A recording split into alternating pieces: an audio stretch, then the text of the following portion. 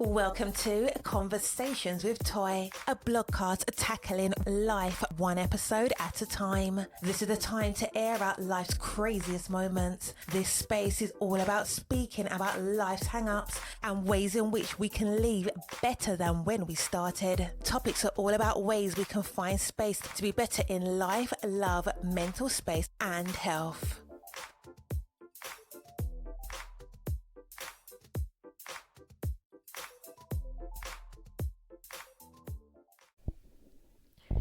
Happy Friday.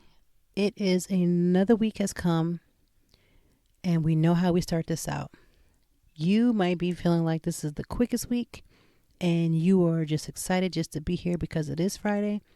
You may have a week like mine, which I have been discovering after I listened back to some of the podcasts from weeks before. I have been having the longest week almost every week. So, happy Friday. We have made it. No matter how short, how long, or anything in between, we have made it. We are here. It is Friday. That is a reason to celebrate. There is a lot of things for us to discuss today in today's podcast. So much to discuss. We're going to talk about friendships. We're going to talk about the change of when you realize you need a little bit more. And how the guilt trip of asking for more or realizing you need more or realizing that you've changed and how people will guilt trip you into like being the same person that you once was before. I just believe that as you get older, as you mature, as you grow, your needs change. It really does. And so we're going to talk about that. We're going to talk about or how the needs change. And, people put little guilt trips on you because, of course, people don't want to change.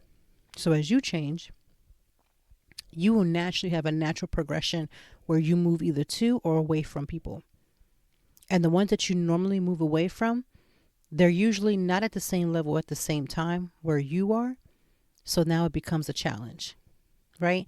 So what happens is sometimes you get that, when you're moving a different way, you have, then the people you were once aligned with, they start clustering together and having conversations about, well, she's acting bougie. Bougie, especially as a Black woman for myself, who have always had to defend, and I'm talking about from a little girl, having to defend the fact that I could, articulate very well, or, it was always I'm talking white. This has been I won't call it a plight, but I'll say it's been a challenge for me since I was a child.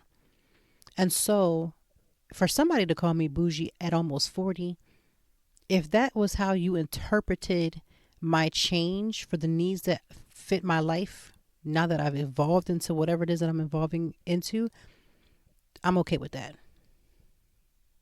Now, Megan Thee Stallion is going around saying that she's bougie, or, and all the other things. And everybody's like, yes, bougie, classy. Everybody's good with it now. But God forbid you try to get some standards or grow. And you know what? Sometimes not even just getting standards, because sometimes it's not about the person that you left that they didn't have standards. Standards change.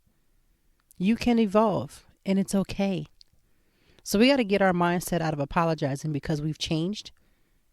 And sometimes you don't even have to be argumentative when you leave. Sometimes you just be ready to go and you just allow natural progression of leaving and ending either friendships, relationships, or whatever the case may be. You can leave and walk away classy. You can let things dead on their own. Let me tell you something about this pandemic. It is pushing strains on relationships as is. So I just need you to understand we can't keep apologizing because we change and we evolve. We're going to get a little bit into that a little later because that's going to be the meat and the potatoes of our conversation. But let's talk about some other things first. First of all, it is Halloween weekend. What does it even look like? Like, seriously, what does that even begin to look like? When I think about Halloweens of the past, first of all, let's go back to my childhood. I wasn't allowed to celebrate Halloween. So I remember in my earlier stages, like maybe 4, 5, 6, I was dressing up, wearing costumes and things. And then as I got to about 10, which would involve with the fact of my parents coming into the church that they were attending at the time, all of those fun things just pretty much stopped. And I know somebody's going to be like, well, don't say it like that. It was exactly like that. There's no other way to sugarcoat that. As my parents got involved in the church that they were involved, and the church was about the no, no, no, no. No pants, no makeup, no this, no that, no. And if you ask something else, it's going to be a no to that too. So everything was a no. Life had changed. We weren't able to celebrate Halloween. You know, that was the devil's holiday. And I have talked about this before in the blog about how I struggled with, as I became a parent, what I should do. Should I celebrate it? Should I allow my kids to celebrate it? What does it mean to me? Things of that sort. So I have obviously decided, if you follow me any amount of years, I have decided to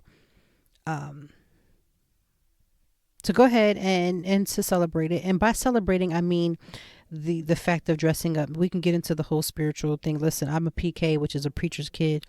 I could break it all the way down.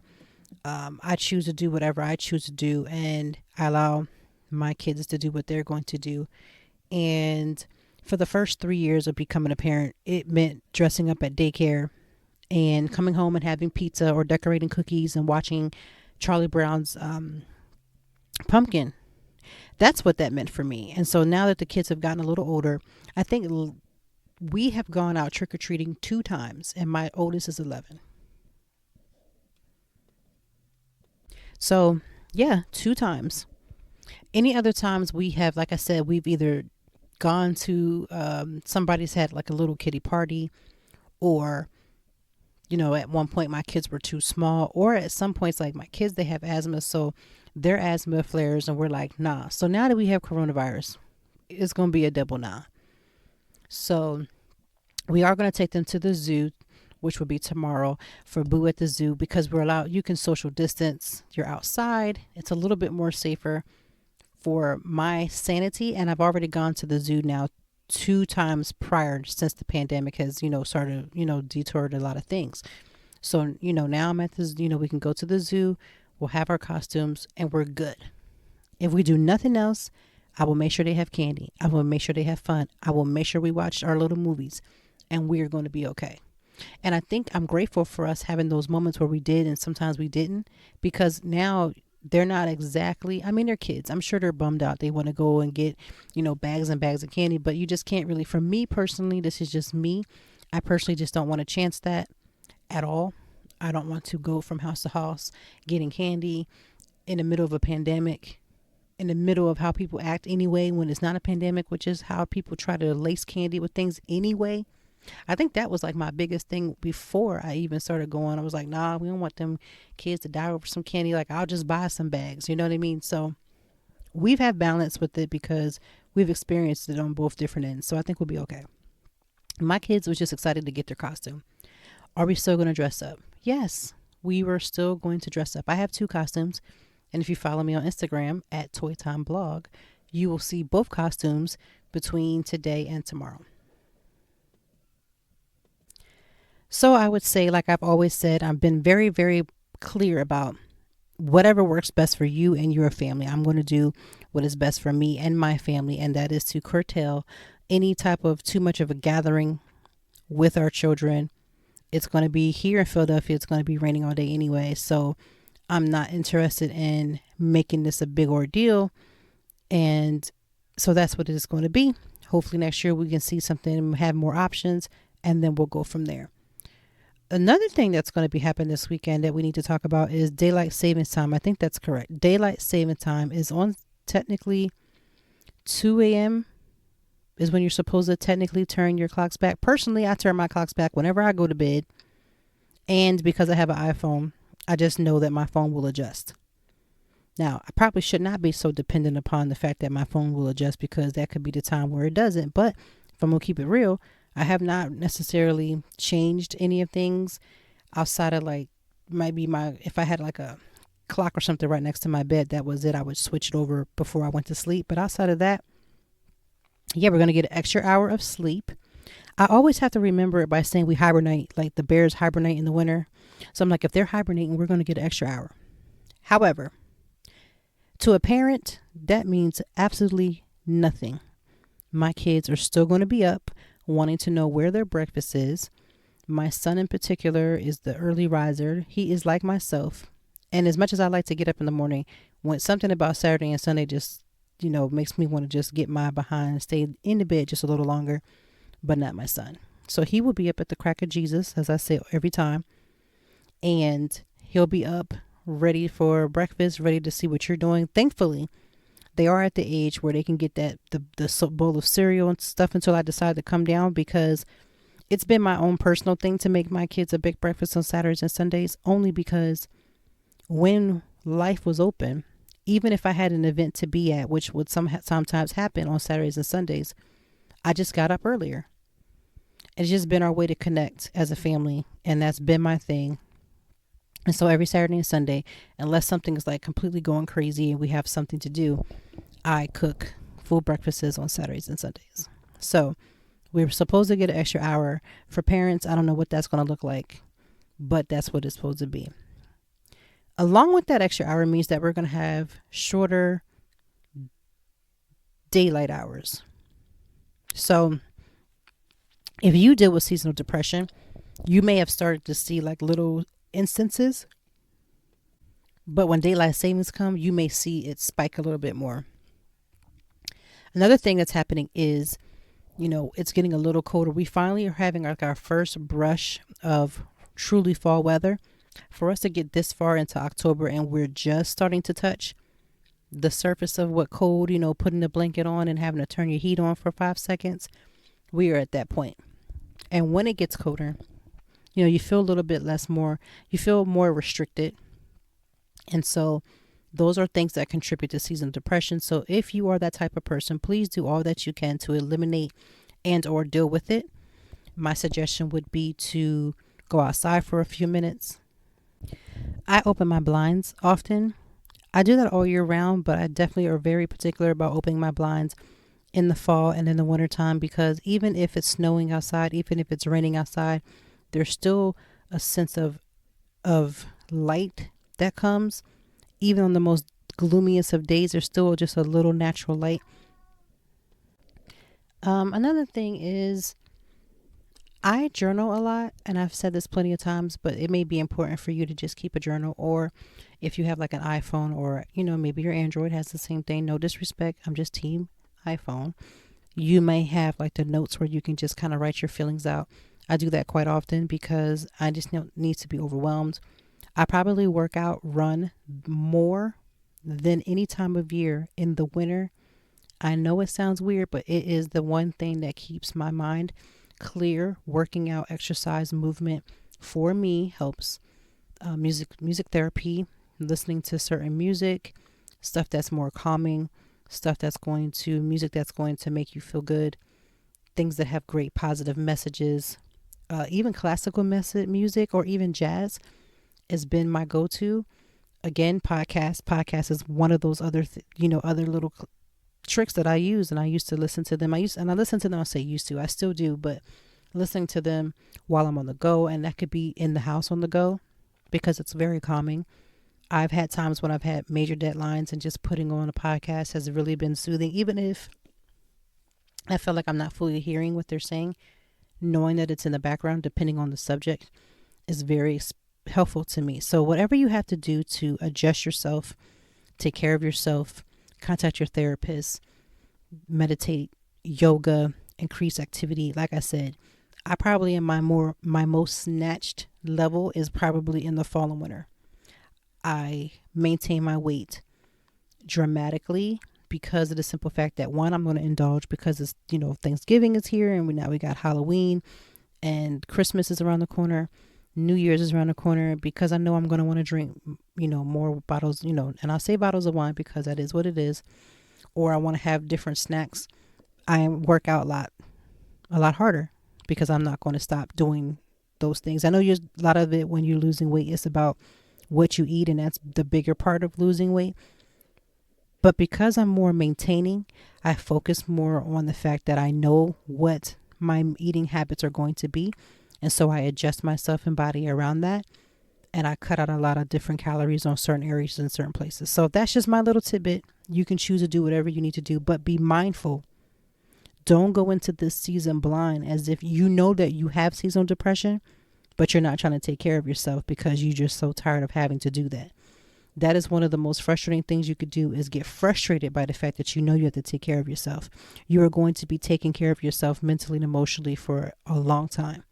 In order for you to be at your best, you're going to have to do what's best for you, even when it seems frustrating. So that's my little 5-minute TED Talk with the daylight savings. Take care of yourself. Get help early. Have one friend or a multiple amount of friends that you can call, that you trust, that you can genuinely have a conversation about seasonal depression without judgment. Because we're going to talk about some of this friendship and just different things and how things move, but be sure that you can trust the person that you're talking to. So I do want to talk really, really quick before I get into the topic at hand. I wanted to discuss this topic that I saw, this meme of people saying that they don't wash their sheets but once a year. Now, I'm a little bit more compulsive. I have very big OCD, compulsive behavior, and I'm very clear about that. I understand it. I see it. I recognize it. I acknowledge it. Even here on the podcast, I acknowledge it. So for me, I can't wrap my brain around needing to wash your sheets only one time a year. Like, for any reason, not for children, not for adults, not even my cats. Like, his stuff gets clean. So it's a little mind-boggling to understand, who are these adults that are sleeping on their sheets every single night? Washing once a year? What in the actual world are you doing outside of that time? Like, first of all, you should be showering before you get in your sheets, right? You know, we have those late nights. I've had plenty of those late nights where I've fallen asleep on the couch. I have to peel myself up, and now I have to get in my bed. Okay, so let's not act like that doesn't happen. However, why are y'all not washing your sheets once or 2 times a week is beyond me. And for one whole year, you got in your bed. Like, even if you washed 2 times a day and got in your bed like that, for 1 year, you still gonna have stuff in your bed. Even if you didn't have children, even if you didn't have a spouse and it was just you and Jesus, you still gonna have stuff in your bed. I just don't get the concept of washing your stuff once a year. Now, I do my very best, and I mean dip my baby toe in to be the most judgmental person. But there's a level of trifling and foolishness that gets attached to memes when people are like, yeah, girl, you ain't wash your stuff but once a year. And I'm like, no, sis, we wash our sheets quite often around here. What is you doing? Because then I have to think, if you're not washing your sheets, that which lays up against your skin, like when you think about your sheets, I'm thinking pillowcases, blankets, comforters. You obviously can't be having sex. Let's keep it a buck. You can't be having sex, because if we have sex, you have to take the sheets off. You have to wash the sheets. You have to spray things. You have to get things fresh. You have to get it clean. Like, who's raising people like this that's just not washing sheets? So the thought process, the mental block that I'm trying to put into my life to not see grungy sheets is not helping me, because even if the sheets was colored and they weren't white, even if they were white, it's like, listen, no matter how clean you are, your sheets are absorbing your sweat, your dirt, your everything. So it's just, listen, I need somebody to get a hold. If you have that friend that you know that doesn't wash their sheets once a year, I need you to get them a gift card to CVS. I need you to get them a care package and send them some Tide laundry detergent, or their choice. They can do the we don't do fragrances. We don't do, hey, I don't care if you have, and it was made out of dust. If that dust could somehow clean them sheets more than once a year, I need you to sprinkle all the dust onto those sheets and get them sheets clean. That's what I need you to do, straight up from the gate. Because when I saw this, I said to myself, my God, who in the hell is doing this type of stuff where we just don't wash our sheets once a year? It's very interesting to me. But yes, I do believe that we as a people have to wash our sheets more than once a year, more than twice a year, quite often. very often. I just couldn't even imagine laying in my own foolishness for a year. So God bless those, those interesting people. I want to say funky, nasty people, but again, I'm trying to dip my baby toe and not have to be judgmental, but there's a level of clean and there's this level of shenanigans and foolishness, and that's right at the high five of shenanigans. Nothing about that says clean to me. Nothing about that. I don't know if that's religious. Like, what religion would that be? I don't know what religious beliefs would have you to not wash your sheets once a year. I'm just going to say that my level of ignorance, if there is a religion that says you can only wash your sheets once a year, let me just say right now that my level of ignorance is very much on deck, very much on top, and somebody can teach me. However, please don't try to recruit me, because me and that type of religion just cannot personally dwell. And I'm for everybody doing what they choose, right? I'm all for everybody making choices for who they choose. Whatever name you want to put on it, that's you. Just don't recruit me. I'll make a horrible member. I will rebel. I will be the most rebellious member you ever had, because that's just not my stick. That's not my lane. So for the rest of us that's washing our behinds and washing our sheets, may the good tide gain and whoever else you put into your stuff be with you. May the coupons always flow into your life. May everything that you need, the coins line up so that you can get what you need so you can wash your funky sheets. That was my 5 seconds. Another TED Talk. I just need everybody to get it together. I just cannot. Today's topic. We are talking about the flow of change. Not the change in your pocketbook, not the change in the washing machine because you didn't, empty the pockets of your clothes. We are talking about growth. Now, Keke Palmer, and I'm only going to touch this for 2 seconds. Now, Keke Palmer had tweeted out this week that everybody should, and I don't think she said everybody, but, she said, I don't know who needs to hear this, but you need to forgive your parents. Now, I know that there's lots of people, including myself, who has had moments where you have to find ways to forgive your parents, to forgive your friends, to forgive a lot of people. That particular situation set off a whole storm because there's so many people who are not healed from whatever drama that they may have occurred at their home. And let me just say this really, really quick, because I know some old school people are going to be listening to this and they're going to be like, it wasn't drama when you was there. I did the best that I could. Listen, as we grow, as we learn, as we mature, as we have this growth that we're going to talk about now, you do realize that a lot of things that you have done, said, or were just does not align with how people move, think, or feel as of right now. And as much as I take my own children to therapy to make sure that they're okay, and as much as I do my best to be the best that I possibly can, they are going to grow up and tell me the same thing, that something that I said, something that I did that they did not like. I'm trying to minimize those conversations. Case may be. I think that's beautiful. I just think that there are going to be so many other people who do not share that same sentiment, who are struggling day by day, year by year. And as they grow and mature, they do have to get to a point where they do forgive, but to do, your needs have changed. How do you matriculate through the relationships?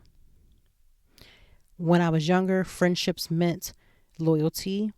Friendships meant fun. Friendships meant accountability. Friendships meant the fact that you had a core common ground.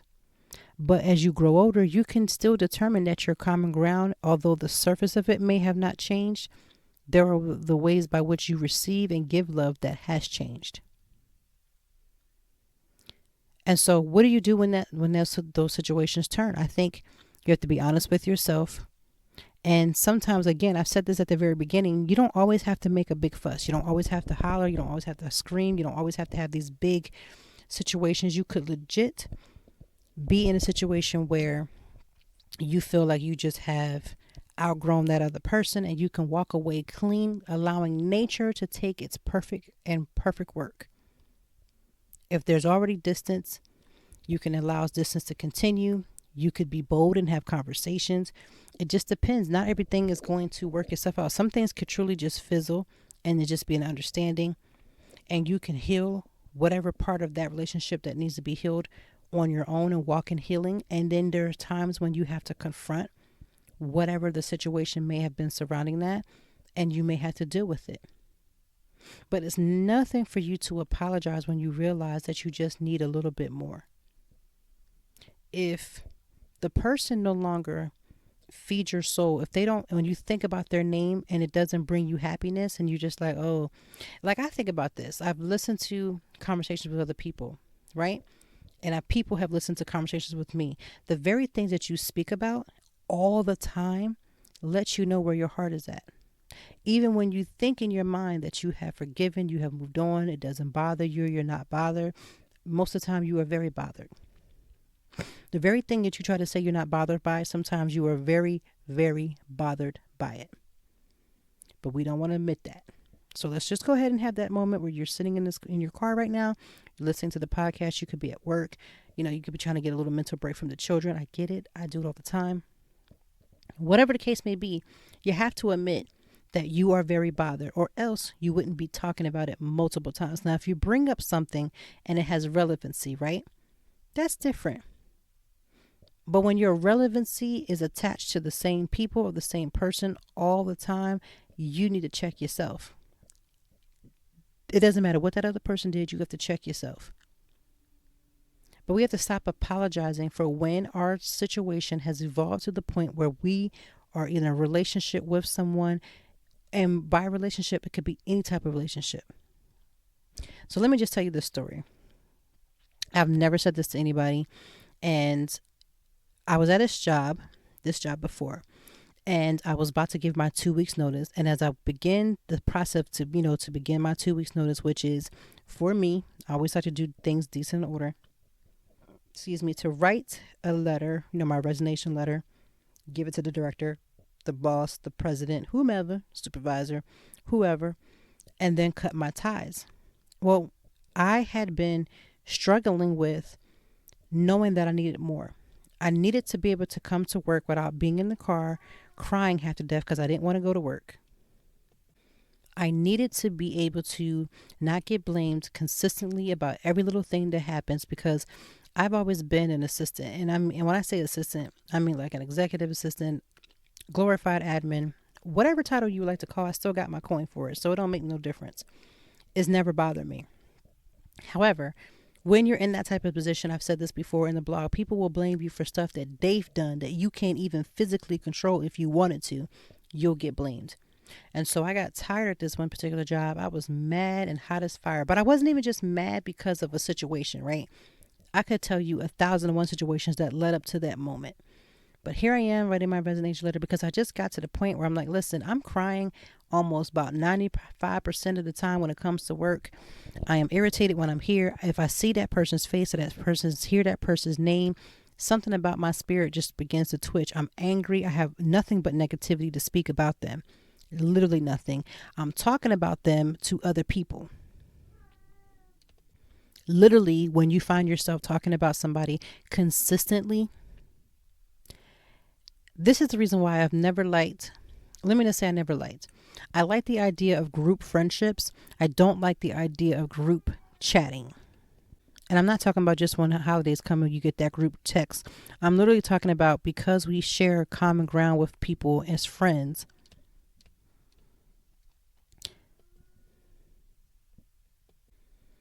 I don't like the idea of feeling as if we're a group of people and we're friends, if I'm not telling the other person my situation, I don't expect it to be told, but I realize that that's what happens.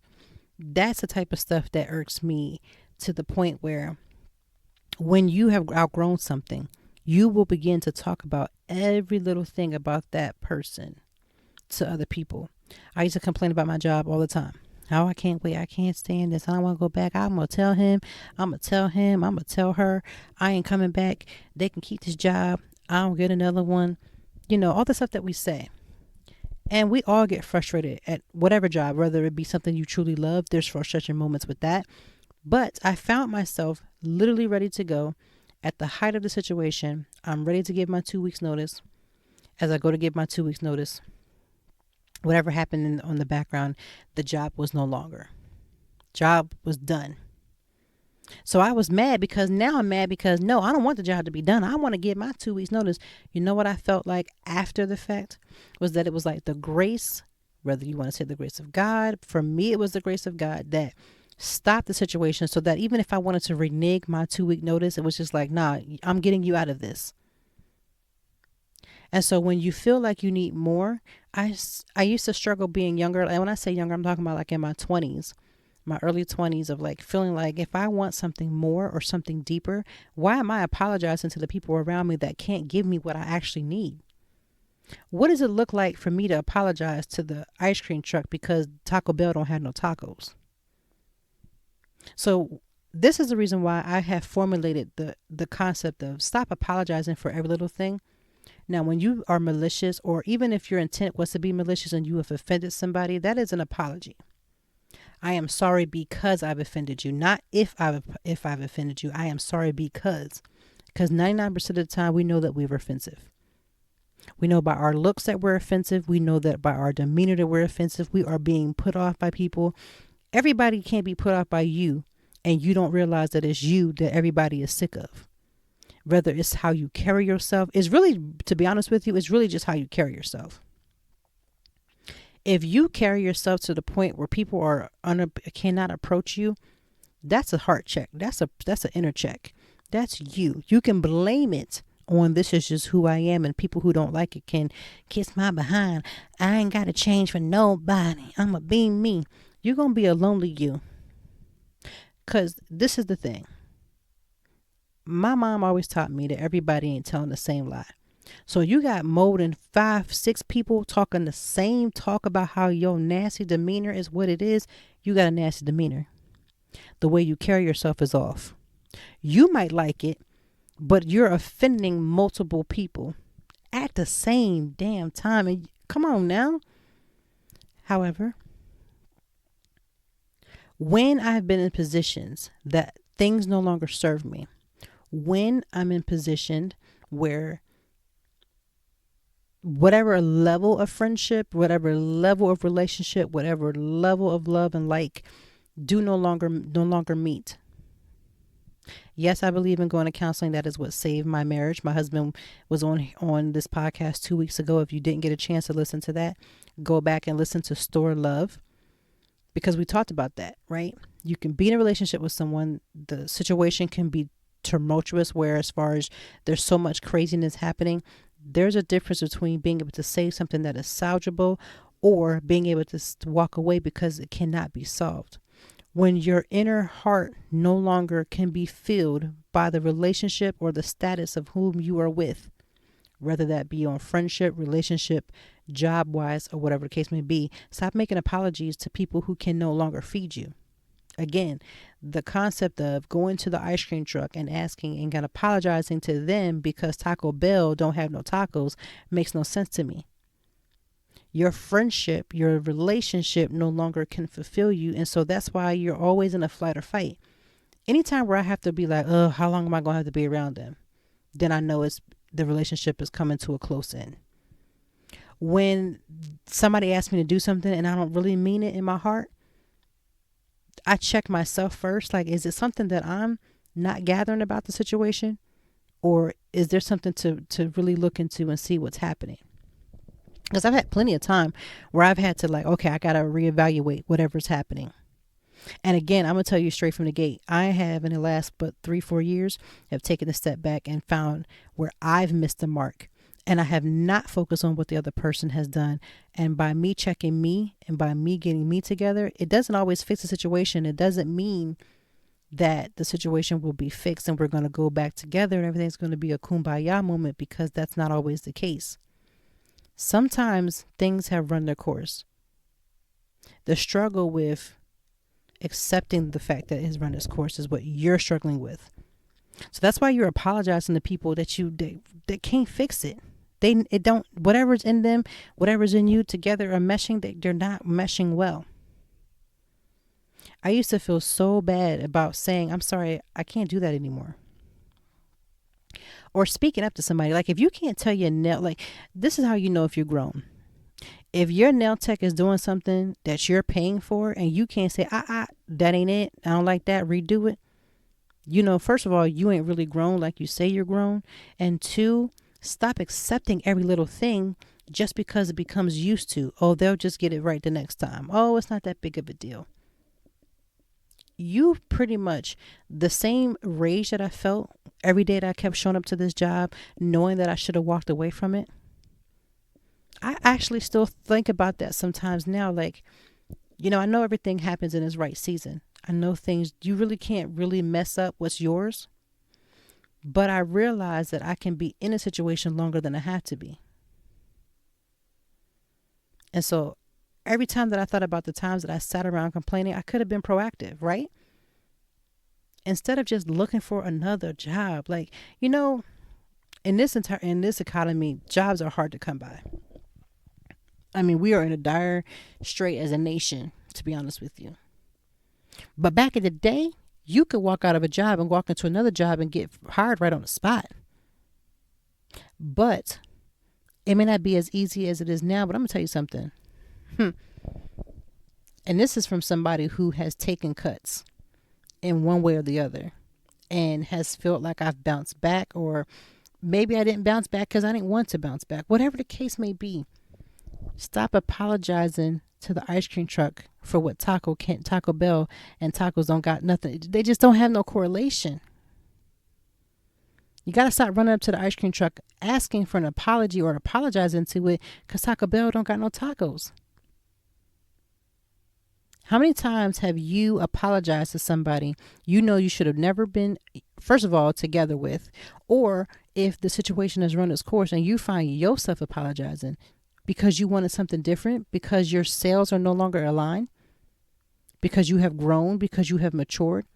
If your relationship with your good girlfriend is based upon you kikiing up with them and gossiping about everybody and you don't have no substance, but you start to evolve and now you need a friendship that's about substance, what are you apologizing to her for?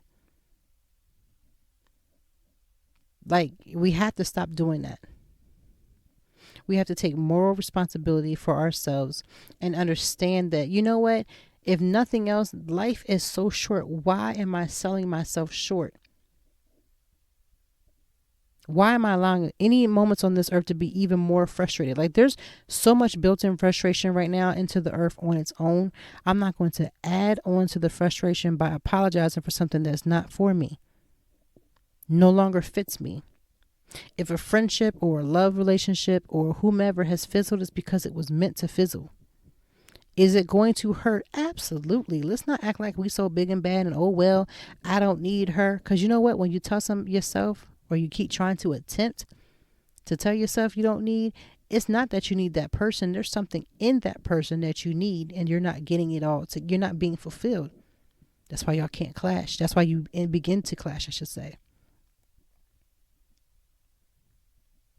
But you have got to stop this apology because you need something different.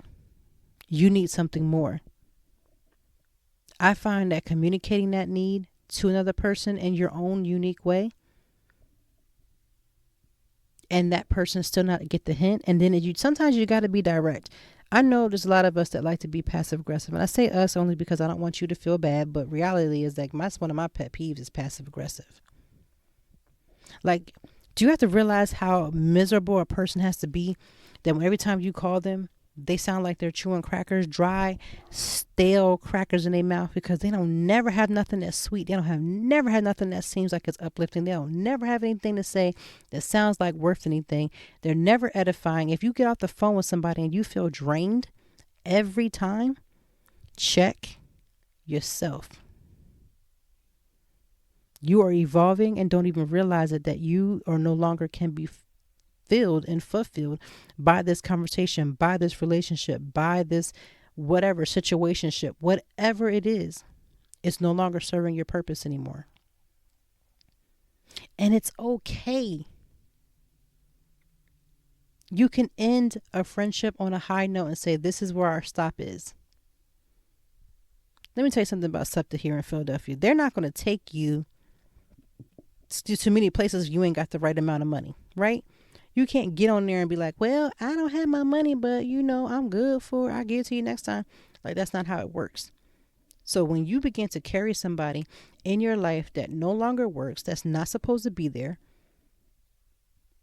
you are giving them a free ride with no gas, no thank you, bad attitudes, and guess what happens? You're mad. When you could have put them out or not even accepted them in the first place, but you're mad. You're holding the pieces, you're upset, and you are frustrated. Now, I don't know about nobody else, but that ain't type of feeling that I want to walk around with. Because that bleeds into other relationships, even the ones that are good. People say, when you have kids, that you open up yourself to really figure out who you are. And it's true to a certain extent, because I believe you can get to that point without having children. So if there are anybody that's listening that says, well, I don't have no kids, so I'm never going to reach my potential. Absolutely not what I said. But for every level of relationship that you bring into your life, there are certain lessons that are learned from those moments. And for me, at being a mom, I learned that there are triggers and things that I need to fix. And there are levels of relationship that can no longer bring me into the next season. So stop apologizing to people who don't have anything to offer you. They're not fulfilling you. That's why you feel the way that you feel. And yes, there are many a times when basically everybody else is good, but it's just you being off and raggedy and nasty and rude. Yes, I've been that person. I've dealt with that. I've walked in that. I can only talk about me. But we have got to stop apologizing for situations that no longer are right for us.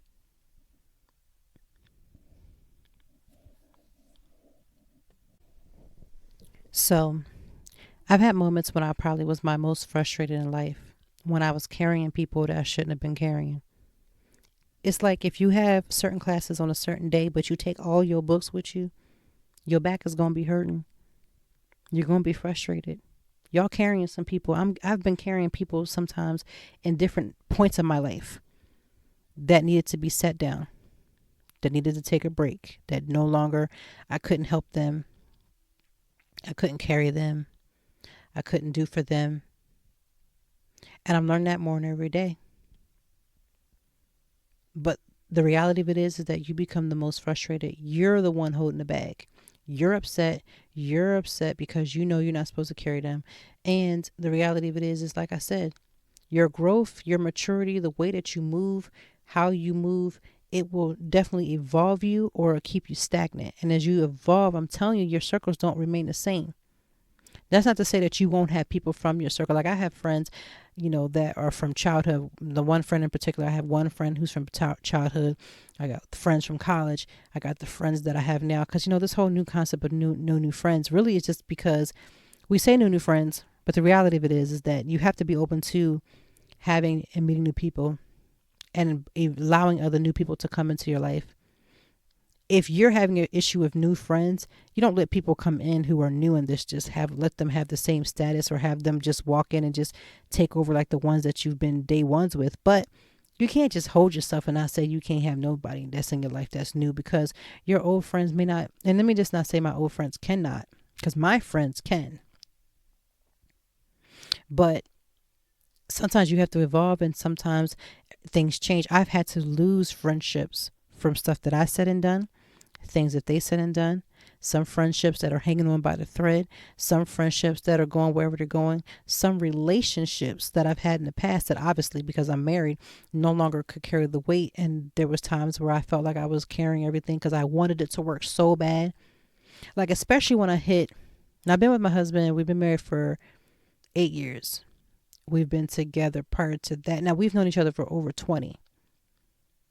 But I would say like in the late 20s, when I was still dating, around trying to keep my options open, but telling him I was fine. I wasn't dating nobody. So I'll just say that openly on podcasts. Because, women don't like to tell, they don't like to they tell everything that they're doing. But there were relationships, people that I've dated prior to my husband and I getting back together, was that it just no longer served their purpose. And so the frustration of trying to hold this relationship together, the person never wanted to be held, but I was going to hold them together and doing the most. Like, you can't really make somebody be around you and love you the way you're supposed to love them. And so that's why I had a lot of frustration in those relationships, trying to make them work when they were not supposed to be.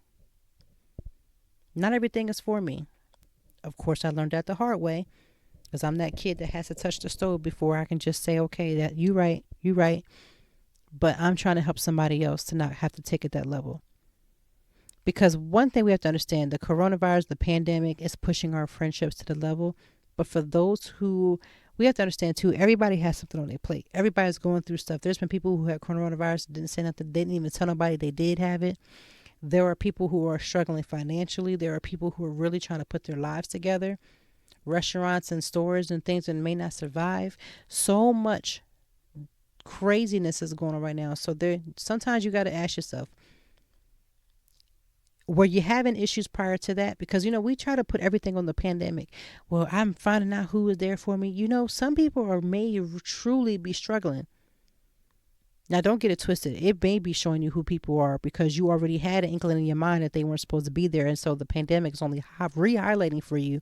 If you couldn't get the message the first time, when I tried to send a message through your other one friend and tried to tell you to look out, when I sent that meme that you just happened to see, but you knew was for you, but you ignored, when I sent all kinds of messages and you ignored it. So now the pandemic is here. You can't ignore it. It's just highlighting some things that's already inside that we're already dealing with. Some of it, not all of it, some of it. So as you mature, as you grow, as you change, your circle is going to grow, it's going to evolve, and it's going to change. You got to start listening and hearing people for when they don't do and when they do.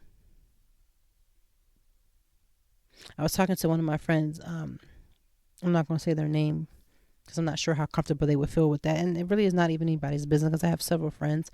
And this is not isolating one friend over another.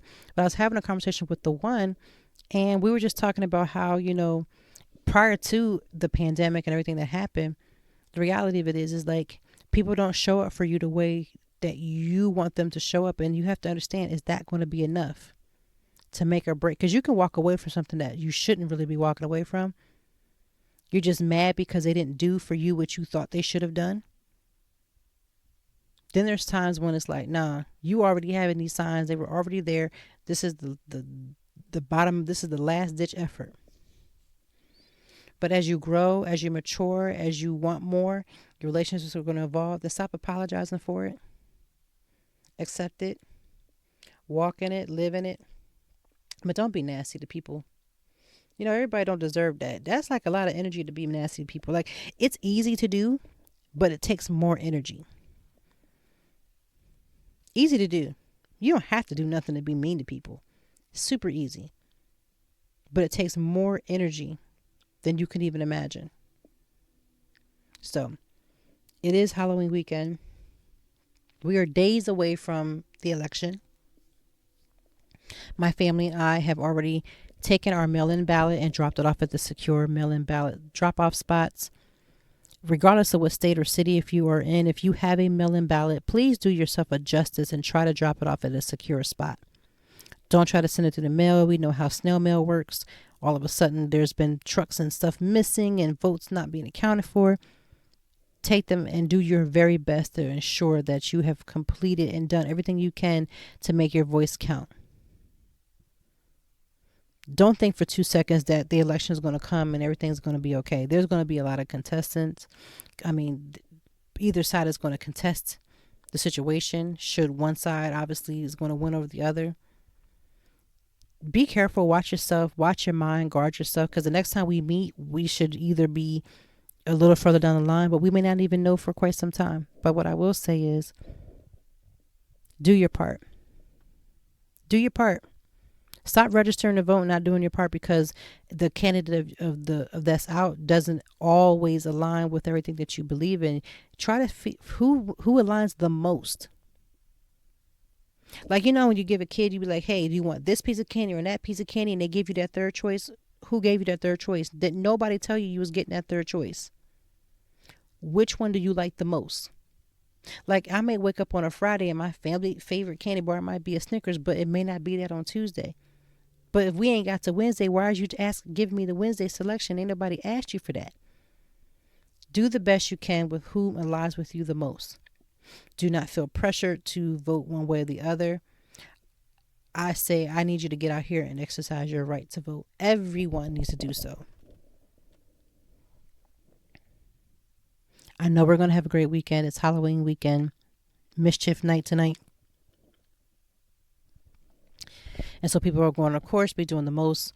Please exercise your voice and vote as early as you possibly can. Like I said, we've already done ours. My husband and I, we did our part. We took the entire family, which we have been taking our children with us every single time that we possibly can. We want them to be involved in the political process. We don't want them to make sure that they understand that this is serious and that we want them to take it serious. We've answered their question. We've even given them polls to see who they feel like should be the winner. We've done all of those things to get them involved in the political process. Not because I want them to be freedom fighters and go out here, and if they do, that's beautiful. But I just want them to know that the things that surrounding them matters, and they need to take consideration and research and ask themselves what means the most to them. But since I am from Philly, I should say I live in Philly now, it would be amiss for me not to talk about the late Walter Wallace Jr. He was a black man here in Philadelphia who was allegedly having some type of mental breakdown. His family contacted the ambulance to try to get him help. Police show up. He has a knife, supposedly, allegedly, and instead of them shooting to disarm him, they shot him about 14 shots. The city has been in an uproar between riots and everything that's been going on. So many people are in the comment sections in real life talking about, we shouldn't be rioting, we shouldn't be marching, we shouldn't be doing any of these things. I don't know the appropriate answer. I feel like we have been marching for years, for generations. I feel like certain things are being changed, but we need more change. We need more people on the ground. We need more people out there. At the end of the day, this young man is not here. His wife, he just got married very recently. His wife is due any day now. He was shot in front of his mother. His sons are bearing the pain. His sons and I believe he has more. I think he has sons and daughters. But we just have to try to do our best to get through these hard times, because Philadelphia has been lit. And I mean that almost figuratively. And so there's just so much that has to be said. So many changes that need to be made. And ways that we have to support each other. It's very disheartening when you post any kind of article. People really believe that whatever article you believe in, you 1000% believe that. Sometimes I just post it because it was interesting. But the comments are past ridiculous.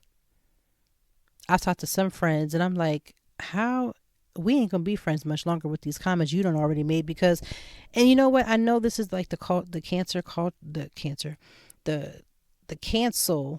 culture. We will quote unquote cancel somebody in a hot minute. Take their cards, take everything from them. But some of these comments in these comment sections really make you reevaluate yourself as a human, as a person. But I do my very best to protect myself, to protect my children, above all, making sure that I answer every question as child appropriate as I can, and just be there to listen, to see what they're thinking. So all I can say is that my heart goes out to the entire family. I don't know what the answer is going to be. I just know that there definitely needs to be reform. Allegedly, they don't even have tasers and haven't had them. So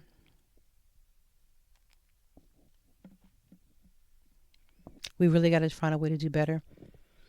To do better, to be better, and how we talk to each other, how we treat other people, because this is going to get worse before it gets better. I believe that. So get out here and vote. Get out here and vote safely. Practice your social distancing.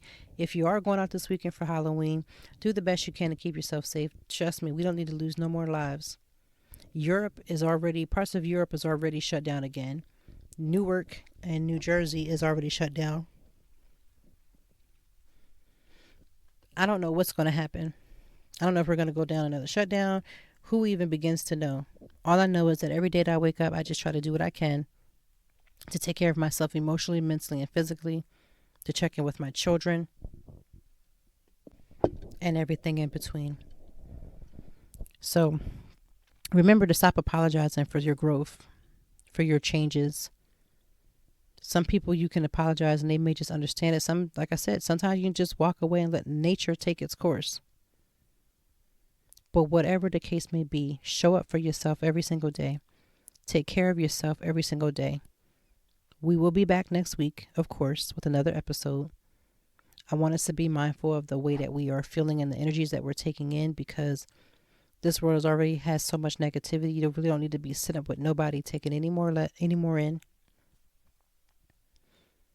Get as active as you can, not just because of turkeys, or for me, fake turkey. I don't know, what do you call it? I don't even remember what you call fake turkey, because I'm vegan. But take care of you, your mental health. I hope that you have a good weekend. Remember, you can go and follow me on all social media as Toy Time Blog, except Facebook. I am known as Toy Time Ladies. I do believe if you put in Toy Time Blog, you will still find me. So follow me on all social medias. Remember, the blog itself is at www.toytime.org.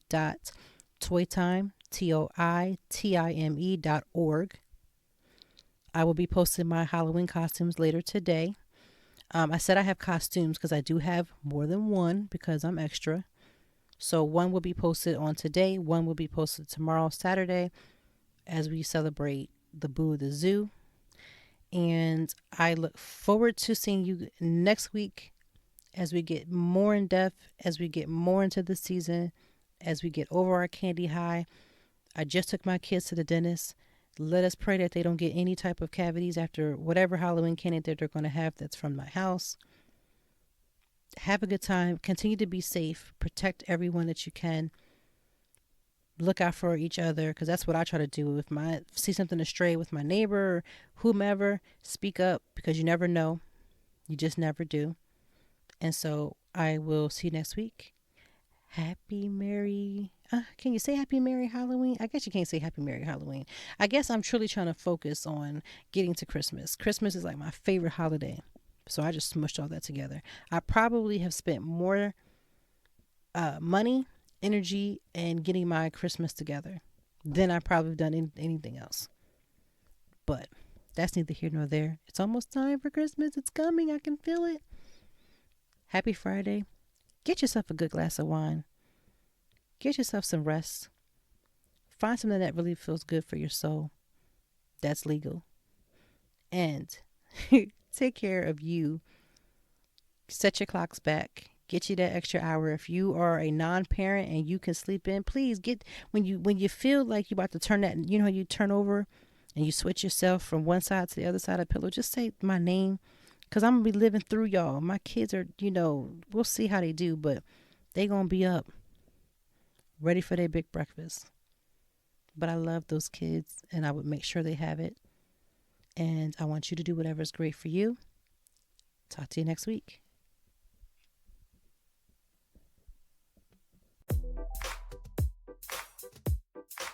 Thank you as always for joining me, and I know that even in the deepest or joyful conversations, that there's something we can learn and apply. Until next time, I hope that you are doing better. If not, we will be back to talk some more and handle it. Peace to you and yours. Stay grounded.